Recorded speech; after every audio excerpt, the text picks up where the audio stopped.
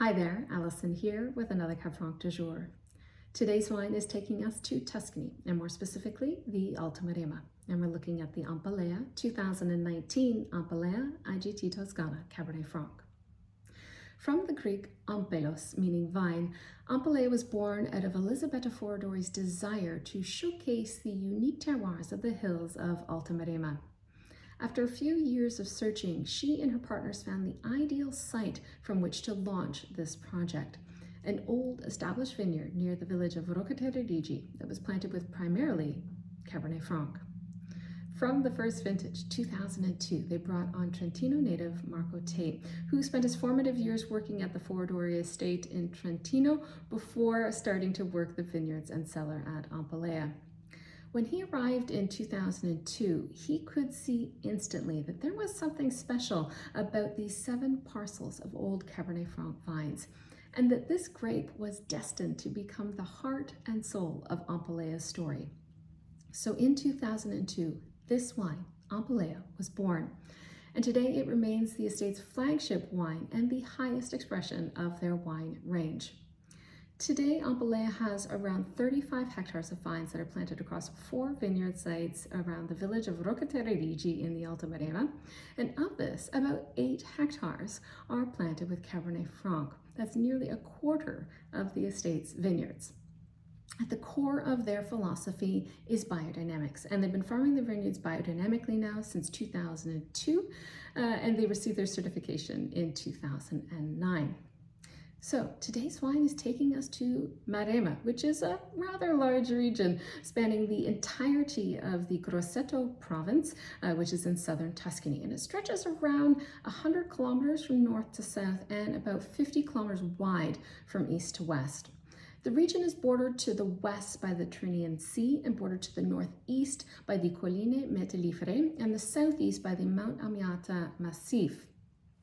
The viticultural area across this region is quite varied in terms of topography, and we see a wide range in elevations from 10 to 20 meters above sea level, very close to the coast, to 400 to 600 meters above sea level into the foothills, and literally everything in between. The region's climate is considered Mediterranean, and the coastal areas will see slightly cooler conditions during the summertime thanks to the moderating influence of the sea. The inland plains, the lower lying plains, will be the warmest areas during the summertime. And then generally speaking, as you move east into the higher elevations, into the foothills, that's where we see an increasing degree of continentality.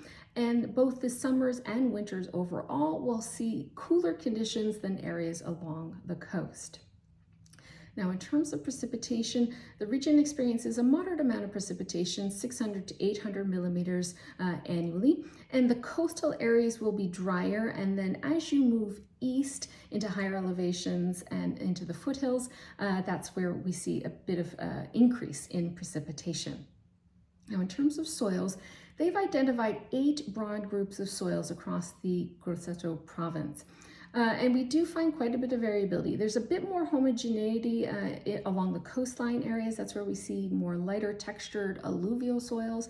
And then as you move into the hillsides where we find a more undulating topography, there's a lot more of a patchwork there. And generally speaking, those soils tend to be shallower. We'll find pockets of calcareous clays. There's also more stony schistous soils along the hillsides and the foothills. And there's also some pockets, most notably in the southeast, of soils of volcanic origin.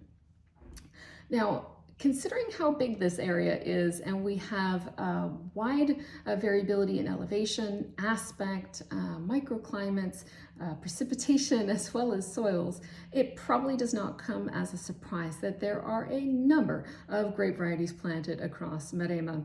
Now, and that means that site selection becomes quite critical. That said, of the 9,100 hectares that are under vine in the Grosseto province, the number 1 planted variety is Sangiovese with about 3,800 hectares under vine.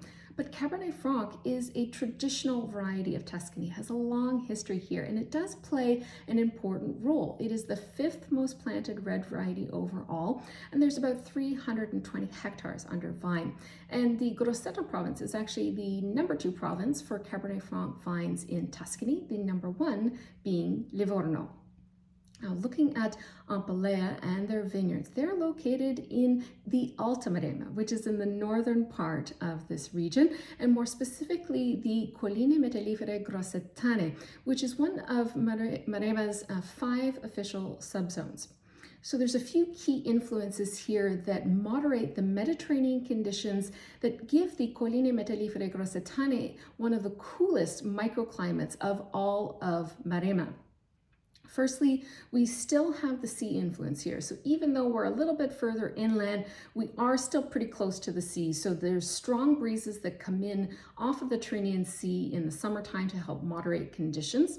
In addition to this, there's these constant cooling breezes that flow in from the foothills down these various river valleys that flow and weave through the region. So we have cooling breezes coming in from the sea as well as from these river valleys. In addition to this, we have elevation on our side, and the elevation ranges from around 200 to upwards to 600 meters above sea level, and this gives us a wider diurnal range between daytime and nighttime temperatures. So those warm daytime temperatures are offset by very nice cooler evening temperatures, and that helps to slow down ripening, prolong the growing season, and preserve acidities. Now, what's also interesting about the Alta Maremma is it does experience a higher amount of precipitation, about 800 to upwards to 1,000 millimeters annually. And in terms of soil, what dominates this area is rich calcareous clays and marls, which have very good water holding capacity. So when I'm looking at this area, I'm seeing a cooler region overall. I'm seeing a region that has nice moderating influences, a higher amount of precipitation, and soils that are cooler. Clay soils are generally cooler. So we have this trifecta of cooling influences that would suggest to me that this might be a really good area for Cabernet Franc to thrive. So this wine is coming from a single vineyard site, the La Rocca vineyard, which is located in Roccatederighi.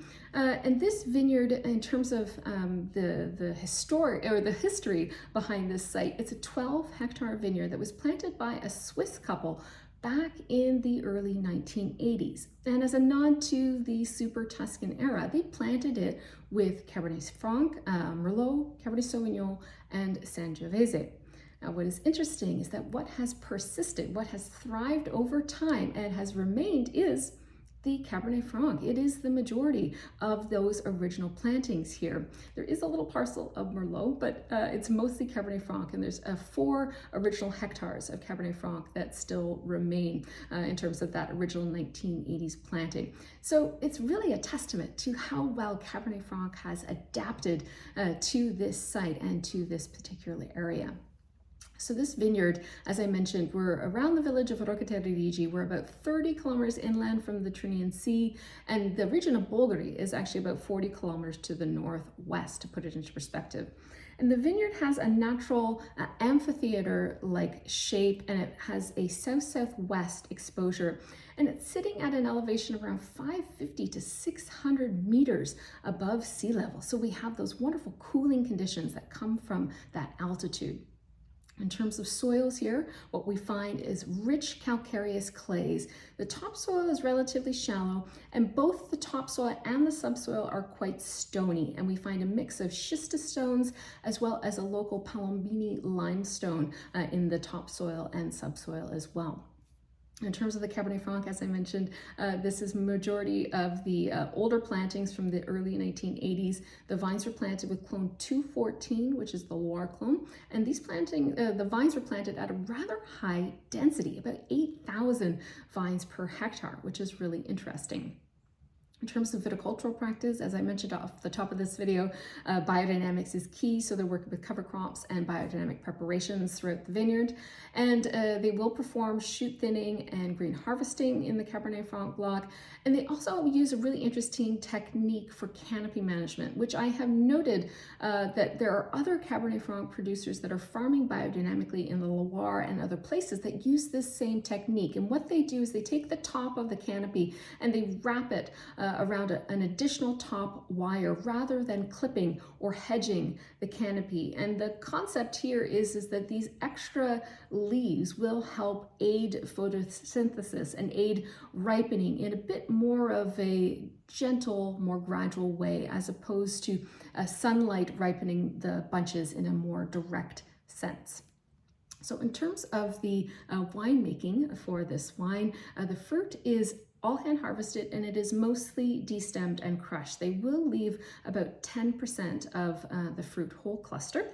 The fermentation takes place in a concrete tank, and they are using indigenous yeast, and the fermentation temperature hits about 28 degrees Celsius. They aren't using temperature control, but concrete is a very good insulator of temperature, so the max fermentation temperature is about 28 degrees Celsius.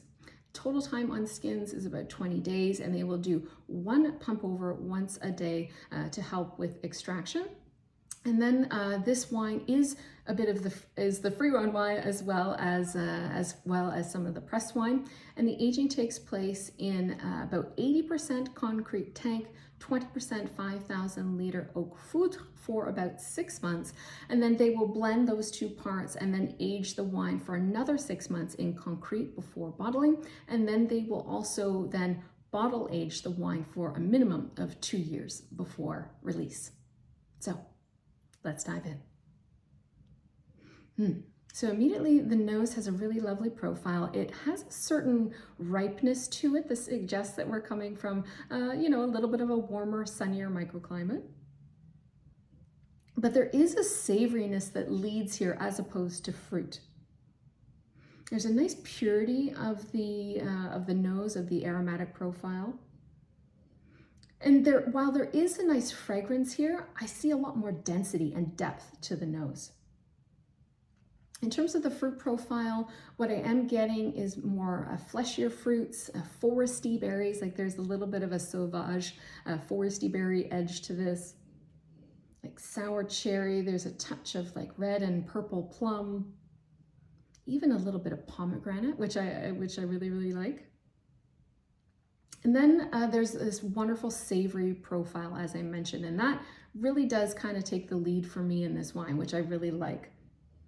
It's a mix of herbs, like mountainous herbs, like I'm thinking wild mint, rosemary, oregano. There's a bit of like a cypress note as well. Some nice purple florals going on here too. There's also a nice spiciness to the nose. Yeah, the nose has a really, really inviting profile. It has a nice translucency as well, like feels very transparent, and it has that really nice purity, as I mentioned.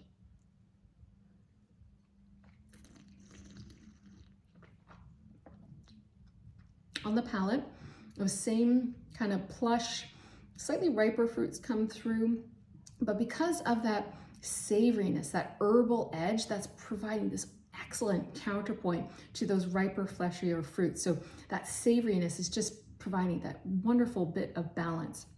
The palate is also quite spicy, and I really like that.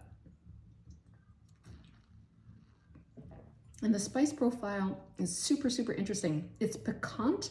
There is this pepperiness, like black peppercorn and Sichuan peppercorn, but then there's also like spices that are kind of spicy, like that bring heat almost in a way, like cinnamon, kind of ground ginger, things like that is kind of coming through. There's also a little bit of like a star anise note on the palate as well, which is really nice. Yeah, that spice profile is super lovely. It's very exotic. It's almost reminiscent of like Chinese 5-spice powder. That little bit of Sichuan peppercorn, cinnamon, stuff like that. It's really quite cool. Also on the palate, there's a really strong, stony, mineral energy to this wine, which is really quite distinctive and defining kind of that energy of the palate is this strong kind of mineral backbone. In terms of the acidity is zippy, it's lively, it's got a nice brightness to it, a nice juiciness.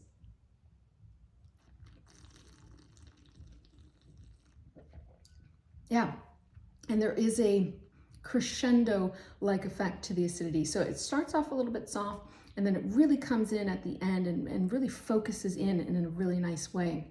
The tannins are quite velvety, and they're densely packed, these tannins. They're quite fine, but there is a density to the tannins and a compactness to the palate experience. And that makes a lot of sense because there is heavier clay soils here, and I do find that when there is a very strong clay influence to the soils, that the tannins kind of compact in a way. You think of clay and the stickiness of clay, that's kind of what I'm feeling with the way these tannins feel in the mouth.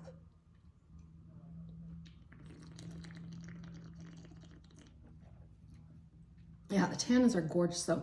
There's a nice sucrosity to the fruit and that juiciness of the fruit profile, which is really helping to balance the texture of those tannins in a really, really nice way. The wine is medium to medium plus body. It's clocking in at 13% alcohol, so very restrained in that regard. It sits a bit more round and broadly on the palate, like there are some broad shoulders here, but it focuses in really nicely towards the finish, which I really, really like. The wine is delicious. It's characterful. It has a really, really wonderful kind of refined rusticity. It feels very traditional to me, which I really, really like. Yeah, it's delicious. It feels honest. It feels humble. It feels authentic. There seems to be a strong something, a strong terroir, a strong energy that's coming through in this wine that is so, so distinctive, that I think is what is really defining this wine for me and what makes it such a memorable wine in terms of the experience, because it feels like it's coming from someplace really special, but at the same time you feel the grape. And I think that's really interesting, and it's actually something that I actually tell a little story here. I first tasted this wine back in the spring in April. I was asked to give a presentation on Cabernet Franc from around the world for the producers of the Chinon Syndicate, and this was the wine that we showed from Italy. And this was actually one of the favorite wines from the presentation that the Chinon producers absolutely loved. And what they noted about it, and what they felt was really special about it, was the fact that it felt really true to the grape. Like, it felt like it honored the grape, and there was still this very strong terroir signature. Like, they could sense that it was coming from someplace very distinctive, where the grape had adapted very well. And I think that when you have producers of Cabernet Franc that have spent their lives and generations working with this grape variety, to say that this was one of their favorites, I think that's a really beautiful compliment to the team at Ampeleia. And I really love this wine. Like I said, I think it feels very traditional to me. It feels very authentic, and yeah, it's got soul, and I really like it. And it's certainly one that I would recommend people to seek out.